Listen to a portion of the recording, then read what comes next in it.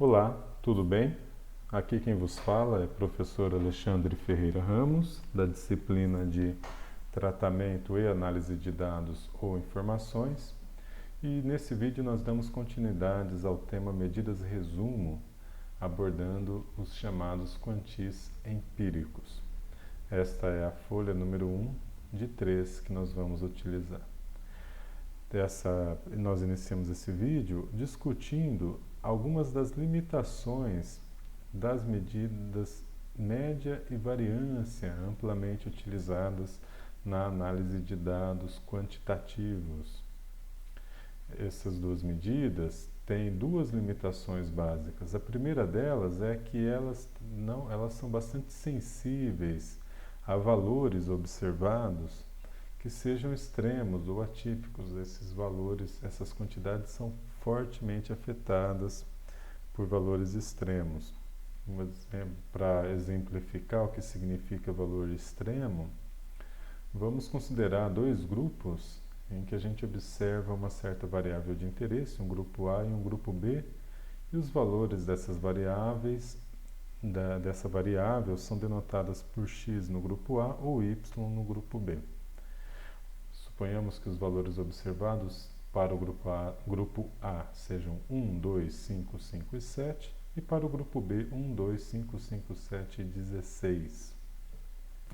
Então, o valor médio da variável x ou y serão 4 e 6. Note que o grupo B só tem um valor adicional, mas é um valor bastante distinto dos outros valores observados para essa variável. E note então um grande aumento do valor médio da variável y devido a este valor extremo ou aberrante. O mesmo acontece se nós analisarmos a variância da variável x ou da variável y. Okay? Todavia, se nós olhamos a mediana da variável x ou a mediana da variável y, tanto uma quanto a outra têm o mesmo valor. Isso é importante para a gente começar a entender a relevância de se usar essa medida mediana como uma forma de estabelecer uma certa robustez quando nós analisamos um certo conjunto de dados. Bom, uma segunda limitação do uso da média e da variância é que essas duas quantidades não permitem avaliar se os dados são distribuídos de forma simétrica ou assimétrica. O que significa isso? Quando você tem o valor médio e o desvio padrão de uma certa variável, é como se tanto o lado direito quanto o lado esquerdo da distribuição dos dados tivessem características idênticas ou quase idênticas, né? Eles seriam então considerados simétricos. Como o desvio padrão, quando você usa o valor médio, você soma ou subtrai o desvio padrão e esses valores são idênticos, então você está implicitamente assumindo que a sua distribuição de dados é simétrica. Ocorre que isso nem sempre é verdadeiro. Há circunstâncias, e esse desenho está exagerado, mas há circunstâncias em que a sua distribuição de dados, ela é assimétrica. Por exemplo, tendo um incremento muito rápido à esquerda da média ou muito lento à esquerda da média e vice-versa. Nesses casos, você tem uma distribuição do tipo assimétrica e o uso do valor médio e desvio padrão é insuficiente para você compreender, ou melhor, inferir essa característica a partir dos seus dados sem olhar para a sua distribuição.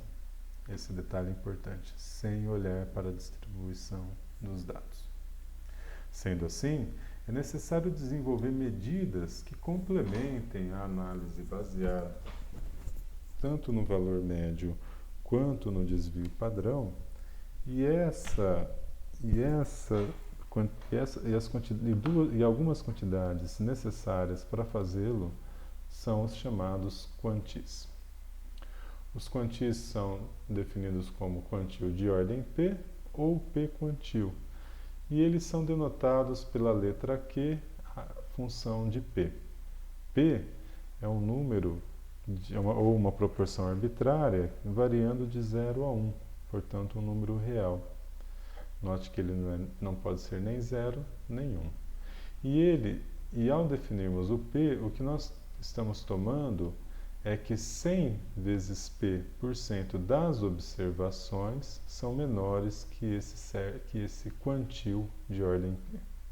Por exemplo, o Q de 0,5 ou segundo quartil, ou Q2, é a mediana, ou seja, o segundo quartil, porque com o Q de 0,5 você tem os primeiros 50% valores da variável que você tem interesse em observar.